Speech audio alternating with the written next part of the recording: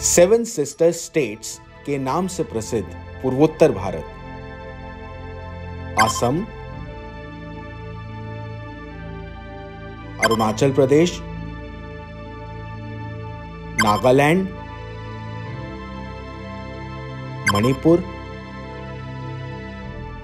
मेघालय, मिजोरम, त्रिपुरा और सिक्किम राज्य।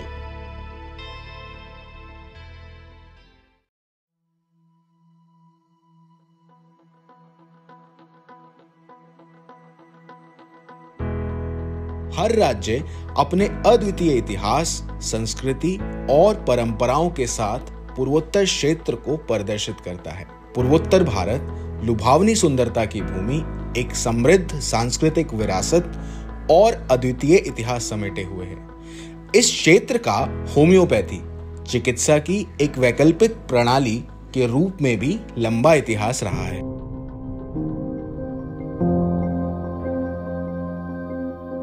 Homeopathy has a long and fascinating history in Northeast India, where it has been practiced for over a century.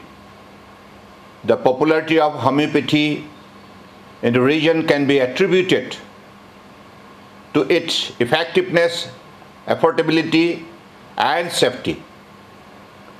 Over the years, the Ministry of Ayush has undertaken several initiatives to promote and regulate homeopathy in the region. These initiatives include establishing homeopathic hospital, dispensaries, providing training to homeopathic practitioners, and conducting research on homeopathy.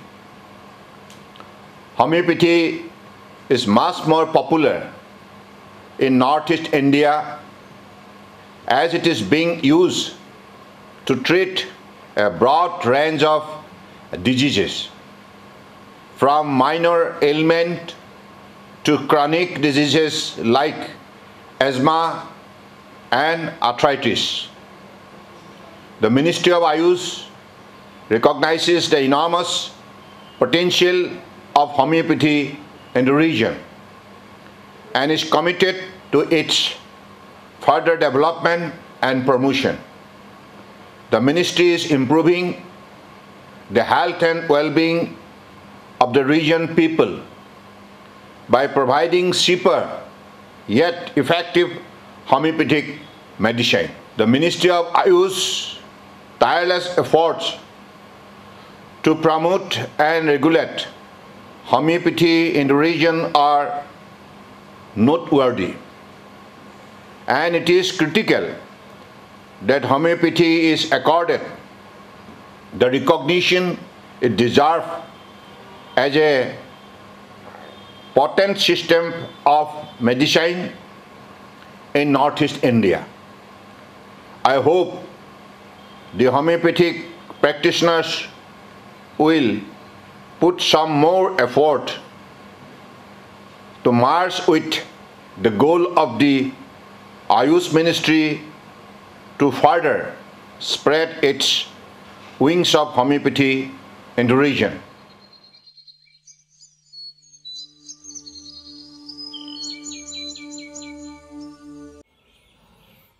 Homeopathy की शुरुआत 20वीं सदी के उत्तर पूर्व भारत में कुछ उत्साही चिकित्सकों द्वारा की गई।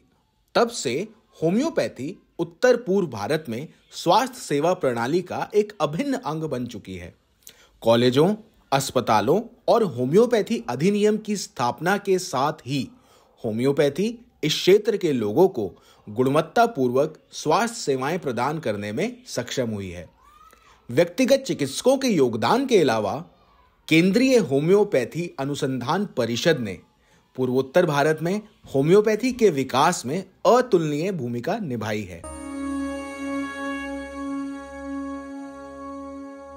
मुझे आपके साथ पूर्वोत्तर भारत में होम्योपैथी के समृद्ध इतिहास और स्थिति को साझा करते हुए गर्व महसूस कर रहा है। क्षेत्र लंबे समय से अपनी विविध संस्कृतियों और पारंपरिक चिकित्सा पद्धतियों के लिए जाना जाता है। होम्योपैथी ने कई वर्षों से इस परिदृश्य में महत्वपूर्ण भूमिका निभाई है। होम्योपैथी हमारी स्वास्थ्य सेवा प्रणाली का एक अभिन्न अंग बन गया है, जो लोगों को सुरक्षित, प्रभावी और किफ़ायती उपचार का विकल्प प्रदान करता है।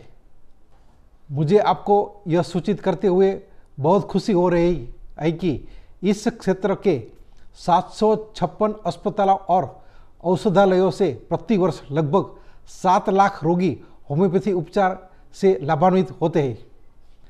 होम्योपैथिक चिकित्सकों और शोधकर्ताओं के समर्पण और कड़ी मेहनत के माध्यम से हमने इस क्षेत्र में होम्योपैथी के विज्ञान और अभ्यास को आगे बढ़ाने में उल्लेखनीय प्रगति की है।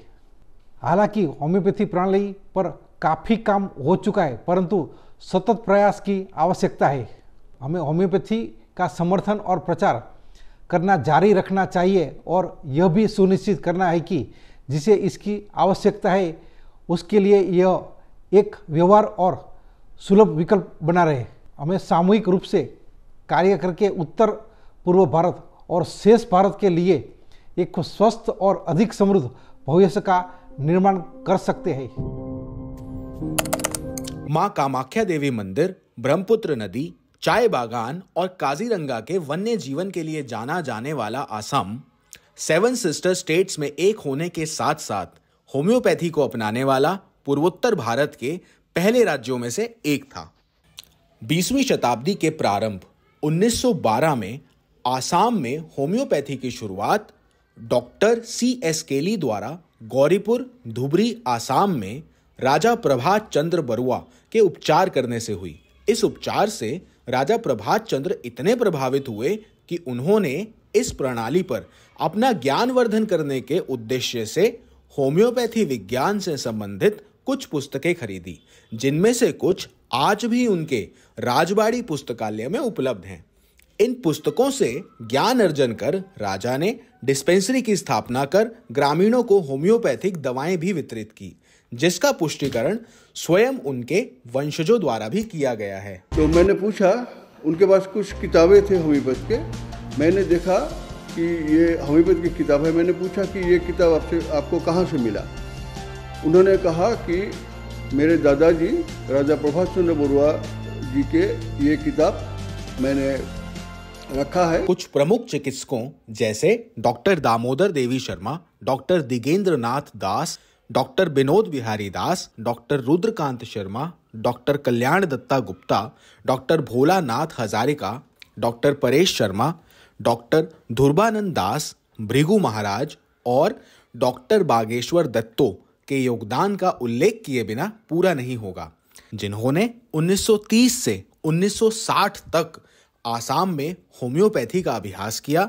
होम्योपैथी की बढ़ती लोकप्रियता को देख सरकार ने इसके अभ्यास को विनियमित करने के लिए 1955 में असम होम्योपैथिक अधिनियम पेश किया और अधिक चिकित्सकों को प्रशिक्षित करने की मांग को पूरा करने के लिए क्षेत्र के विभिन्न हिस्सों में होम्योपैथिक कॉलेजों की स्थापना की गई। असम राज्य में होम्योपैथी के विकास में असमिया और अंग्रेजी में प्रकाशित बहुत सी पुस्तकों और पत्रिकाओं ने भी योगदान दिया है। 1984 में केंद्रीय होम्योपैथी अनुसंधान परिषद ने गुवाहाटी और दीफू में अपनी इकाइयां स्थापित की। दोनों इकाइयों को विलय कर 2005 में क्षेत्रीय होम्योपैथी अनुसंधान संस्थान के रूप में अपग्रेड कर दिया गया। मुझे आपके साथ पूर्वोत्तर भारत में होम्योपैथी के इतिहास और विकास की उल्लेखनीय कहानी साझा करने में प्रसन्नता हो रही है। इस क्षेत्र में पारंपरिक चिकित्सा पद्धतियों की एक समृद्ध विरासत है और होम्योपैथी इस विरासत का एक महत्वपूर्ण हिस्सा रहा है। वर्षों से होम्योपैथी पूर्वोत्तर भारत में स्वास्थ्य सेवा का एक लोकप्रिय और क्षेत्र के लोगों को सुरक्षित और किफ़ायती उपचार उपलब्ध कराने वाला एक विज्ञान है और एक विकल्प प्रदान करता है। हमारे होम्योपैथिक चिकित्सकों और शोधकर्ताओं के समर्पण और कड़ी मेहनत से हमने इस क्षेत्र में होम्योपैथी के विज्ञान और अभ्यास को आगे बढ़ाने में महत्वपूर्ण प्रगति करी है। हालांकि अभी भी कुछ चुनौतियों से पार पाना बाकी है। स्वास्थ्य देखभाल उद्योग और समुदाय में अपने भागीदारों के साथ मिलकर काम करके हम पूर्वोत्तर और शेष भारत के उत्तम स्वास्थ्य से एक उज्जवल भविष्य का निर्माण कर सकते हैं। बांग्लादेश तथा म्यांमार की नदी घाटियों के बीच स्थित मंदिरों की भूमि और अपनी समृद्ध सांस्कृतिक विरासत और परंपराओं के लिए जाना जाता है त्रिपुरा। Doctor M.L. सरकार के शिष्य डॉक्टर अमिया माधव मल्लिक को 19वीं सदी में त्रिपुरा के राजा द्वारा त्रिपुरा आमंत्रित किया गया था। उनके द्वारा अगरतला के शाही परिवार का सफलतापूर्वक इलाज करने से ही राज्य में होम्योपैथी की शुरुआत हुई, जिसके बाद अगरतला में एक होम्योपैथिक औषधालय की स्थापना भी की गई। उसके पश्चात राज्य में डॉक्टर मनिर्मय मजूमदार ने भी होम्योपैथी का अभ्यास शुरू किया। राज्य ने विक्टोरिया मेमोरियल अस्पताल के तहत अपना पहला होम्योपैथिक औषधालय भी स्थापित किया। होम्योपैथी का लाभ अधिक से अधिक लोगों तक पहुंचाने के लिए राज्य में एक 20 बिस्तरों वाला नेताजी सुभाष राजकीय होम्योपैथिक अस्पताल भी स्थापित किया गया था। त्रिपुरा में होम्योपैथों ने अभ्यास करना शुरू कर दिया, जिनमें doctor Ghosh, doctor Nikhil Banerjee, doctor Nayan Ranjan Majumdar जैसे नाम भी शामिल हैं। 1979 में राज्य ने Tripura homoeopathic system of medicine act पारित कर होम्योपैथी के अभ्यास को विनियमित किया। राज्य में वर्तमान में 73 होम्योपैथिक औषधालय भी हैं। शेष सभी राज्यों की तरह परिषद ने त्रिपुरा में भी वर्ष 1984 में नैदानिक अनुसंधान इकाई के साथ होम्योपैथिक अनुसंधानों में सक्रिय रहकर होम्योपैथी के उत्थान में अपनी भूमिका निभाई है। 2017 में इसे क्षेत्रीय अनुसंधान संस्थान में अद्यतित कर दिया गया। पूर्वोत्तर भारत पारंपरिक ज्ञान का खजाना है। इस क्षेत्र की संस्कृति और विविधता सदियों से सभी को अपनी ओर आकर्षित करती रही है। मुझे इस क्षेत्र में होम्योपैथी के विस्तार व क्षमता पर प्रकाश डालते हुए प्रसन्नता हो रही है। होम्योपैथी चिकित्सा की एक जेंटल हीलिंग पर आधारित प्रणाली है, जिसमें औषधीय पौधों के द्वारा इलाज किया जाता है। आयुष मंत्रालय होम्योपैथी सहित अन्य चिकित्सा की पारंपरिक प्रणालियों को मुख्य धारा में बढ़ावा देने के लिए प्रतिबद्ध है। वे लगातार इस पर कार्य कर रही है। मंत्रालय ने पूर्वोत्तर भारत सहित देश में होम्योपैथिक उपचार की उपलब्धता के लिए कई पहल भी की हैं। यह वृत्तचित्र पूर्वोत्तर भारत में होम्योपैथी की अनूठी विरासत व विस्तार का प्रमाण है। मुझे विश्वास है कि होम्योपैथी के लाभ अधिक लोगों को इसके और संदर्भ को पता लगाने के लिए भी प्रेरित करेंगे।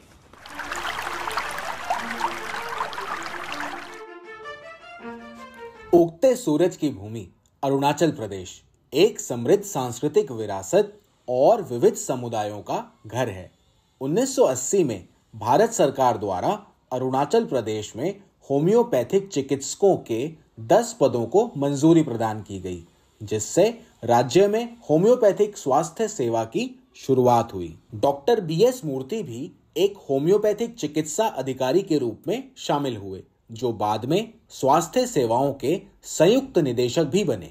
उन्होंने 1998 में Arunachal Pradesh homeopathic council bill का मसौदा तैयार करने में मुख्य भूमिका निभाई थी। अरुणाचल प्रदेश राज्य के पूर्व मुख्यमंत्री श्री गेंगोंग अपांग के अथक प्रयासों द्वारा 1983 में Donny poly charitable homeopathic dispensary की स्थापना हुई और यह एक NGO द्वारा संचालित की जा रही है।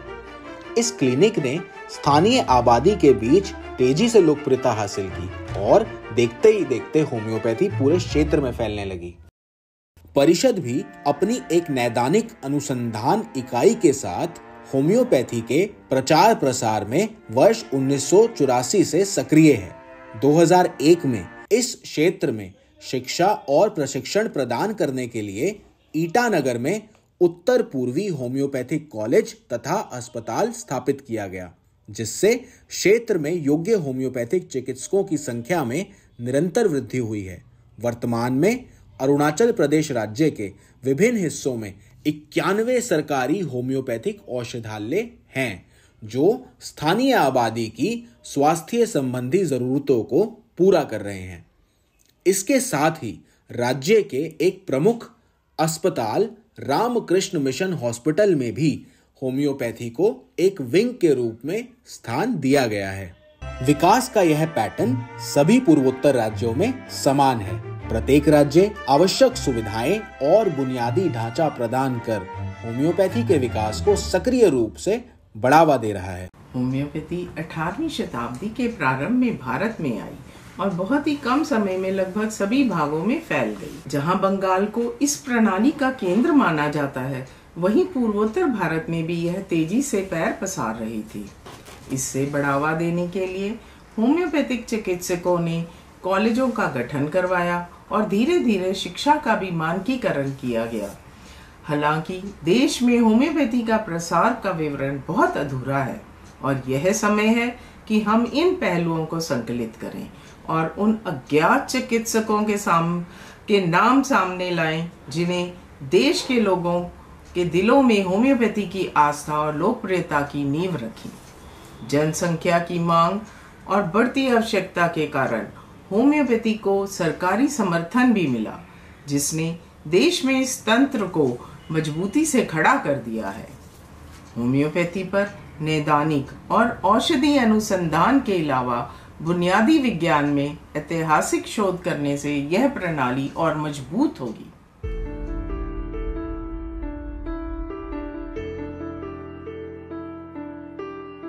अपनी जीवंत संस्कृति और परंपराओं के लिए प्रख्यात त्योहारों की भूमि नागालैंड में होम्योपैथी की यात्रा 1960 में डॉक्टर दीनानाथ चौधरी और डॉक्टर दुलू मजूमदार के आगमन से शुरू हुई। डॉक्टर चौधरी और डॉक्टर मजूमदार ने दीमापुर में होम्योपैथिक क्लिनिक की स्थापना की और होम्योपैथिक पद्धति से रोगियों का इलाज करना शुरू कर दिया। उनकी इस यात्रा को आगे बढ़ाया कई होम्योपैथों ने, जिनमें प्रमुख हैं डॉक्टर जोजोली अंगामी, डॉक्टर परिमल चक्रवर्ती, डॉक्टर एस.के. भद्रा, डॉक्टर ए.के. देव, डॉक्टर ए.के. विश्वास, डॉक्टर रंजीत आचार्य, डॉक्टर कृष्णलाल देवनाथ आदि, जिन्होंने अपने अथक प्रयासों से होम्योपैथी को इस क्षेत्र में और लोकप्रिय बनाया। 1979 में राज्य द्वारा नियुक्त पहले होम्यो मेडिकल ऑफिसर बने डॉक्टर पी सविनो, जिन्होंने अपने कौशल और ज्ञान से जल्दी ही प्रतिष्ठा प्राप्त कर ली। 1987 में परिषद ने दीमापुर जिले में अपनी नैदानिक अनुसंधान इकाई की स्थापना कर राज्य में होम्योपैथी के अनुसंधान की पहल की। 1996 में नागालैंड अधिनियम पारित किया गया और doctor P Savino homoeopathic system of medicine board के पहले रजिस्ट्रार बने। राज्य की तरफ से होम्योपैथी की शिक्षा के लिए नामित की जाने वाली पहली छात्रा थी डॉक्टर टी बेंदुतुल्ला, जो आज homeopathic system of medicine board की रजिस्ट्रार भी हैं। नागालैंड राज्य के विभिन्न हिस्सों में आज 36 होम्योपैथिक औषधालय हैं, जो स्थानीय आबादी को गुणवत्तापूर्वक स्वास्थ्य सेवाएं प्रदान कर रहे हैं। केंद्रीय होम्योपैथिक अनुसंधान परिषद पूर्वोत्तर भारत में अपनी 6 इकाइयों के माध्यम से सभी प्रकार की बीमारियों का इलाज तो सुनिश्चित करती ही है, इसके अतिरिक्त स्थान और आवश्यकता अनुसार भिन्न भिन्न संस्थानों में विशेष बाह्य रोगी विभाग स्पेशल ओपीडीज चलाकर अनुसंधान के साथ साथ विशेष बीमारियों का इलाज भी उपलब्ध कराती है, जिसमें गैंगटॉक और गुवाहाटी में माता एवं शिशु स्वास्थ्य उपचार, इम्फाल और गुवाहाटी में लाइफ स्टाइल डिसऑर्डर स्थितियों के उपचार। इसके अतिरिक्त अगरतला में क्रॉनिक किडनी रोग के रोगियों को डायलिसिस के साथ साथ होम्योपैथिक दवा तथा जोड़ों के दर्द पर विशेष उपचार प्रमुख है।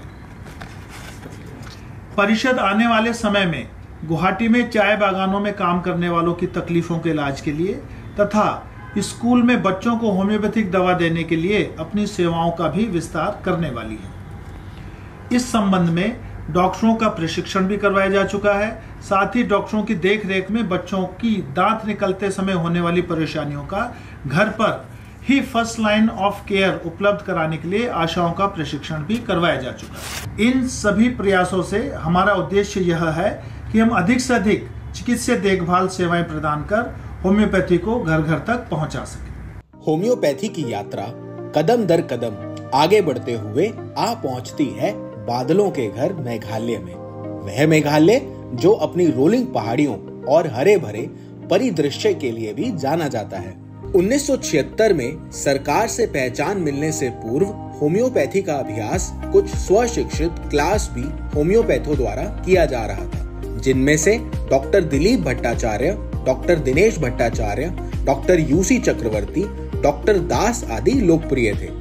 1976 में मेघालय में स्वास्थ्य सेवाओं के तत्कालीन उप निदेशक डॉक्टर जे.जी. फिरा ने होम्योपैथिक दवाइयों की प्रणाली को बढ़ावा देने के लिए एक बड़ी पहल की तथा मेघालय में होम्योपैथी को स्वास्थ्य देखभाल प्रणाली का एक महत्वपूर्ण हिस्सा बनाने के उद्देश्य से सरकार द्वारा शिल्लोंग में पुलिस बाजार स्थित पुराने सिविल अस्पताल की ओपीडी में पहली होम्योपैथिक डिस्पेंसरी की स्थापना की गई तथा पहले सरकारी होम्योपैथ बने डॉक्टर M.R.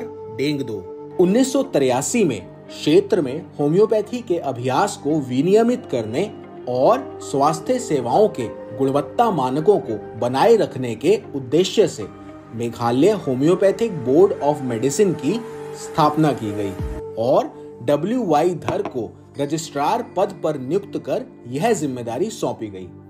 1987 में केंद्रीय होम्योपैथी परिषद के आदेशानुसार लगभग 200 अभ्यासी जो राज्य में होम्योपैथी का अभ्यास कर रहे हैं को board of homeopathic medicine Meghalaya register में पंजीकृत किया गया।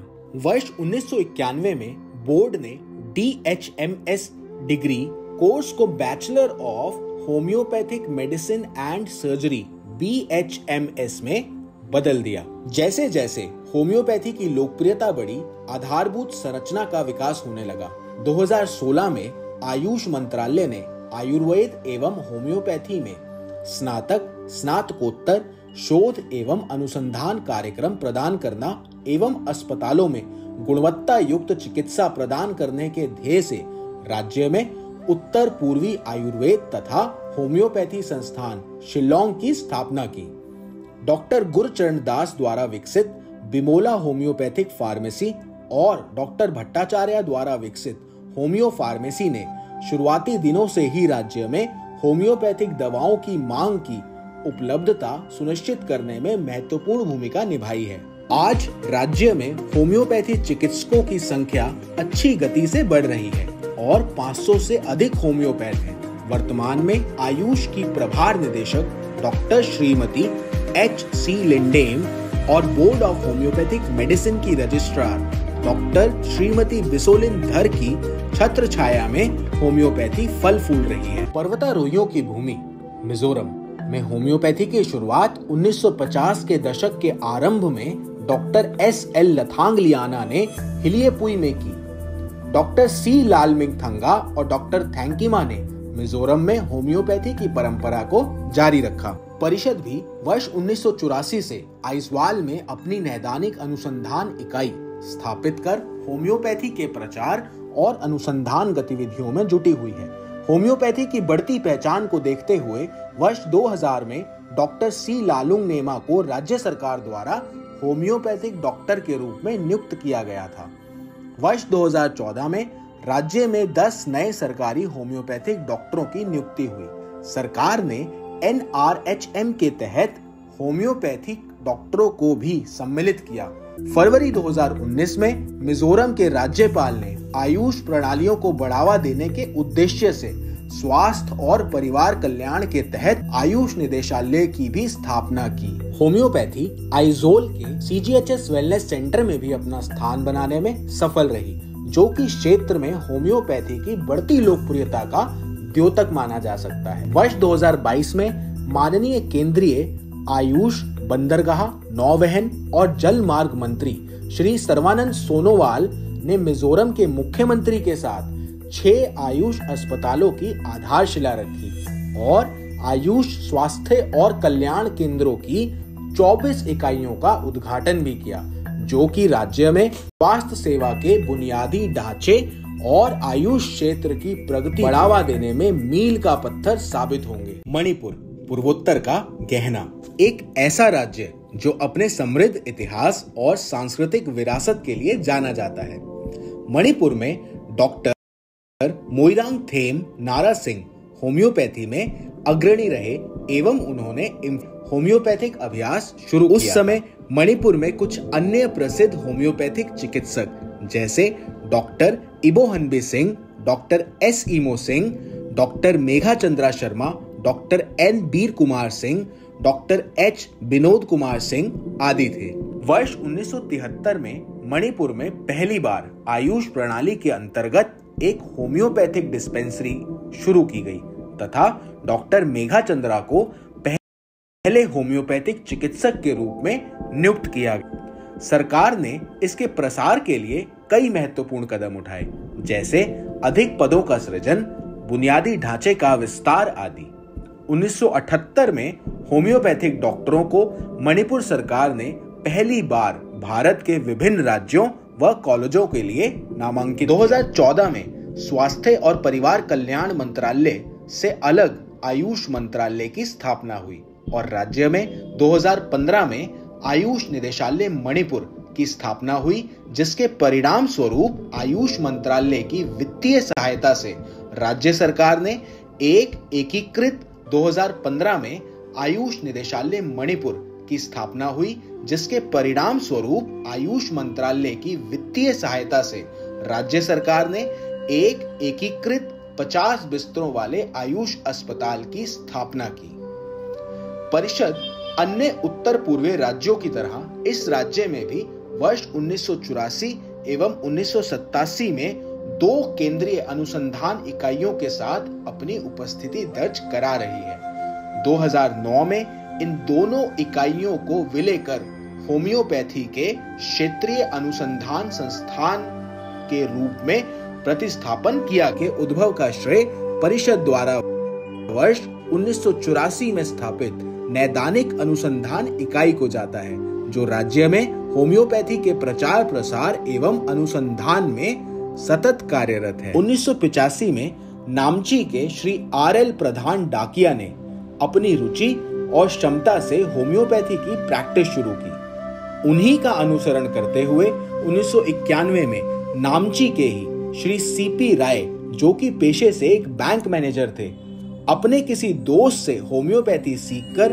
तथा मेटेरिया मेडिका पढ़कर अपने बेटे के जीर्ण टॉन्सिलाइटिस का बिना ऑपरेशन उपचार किया और तब से बिना किसी शुल्क के धर्मार्थ तरीके से होम्योपैथी का अभ्यास कर रहे हैं। इन्हीं की तरह 93 में सिक्किम के सेवानिवृत्त DM श्री शांता प्रधान एवं गैंगटॉक के व्यवसायी श्री गजानंद अग्रवाल ने भी होम्योपैथी में गहरी दिलचस्पी दिखाई और कुछ पुस्तकों से ज्ञान प्राप्त कर होम्योपैथी का अभ्यास शुरू किया और आज भी मरीजों को मुफ्त में दवा देते हैं। इनके अतिरिक्त doctor Teresa Pradhan, doctor Dimple Bharti, doctor AK Singh और डॉक्टर BS राय योग्य चिकित्सक थे।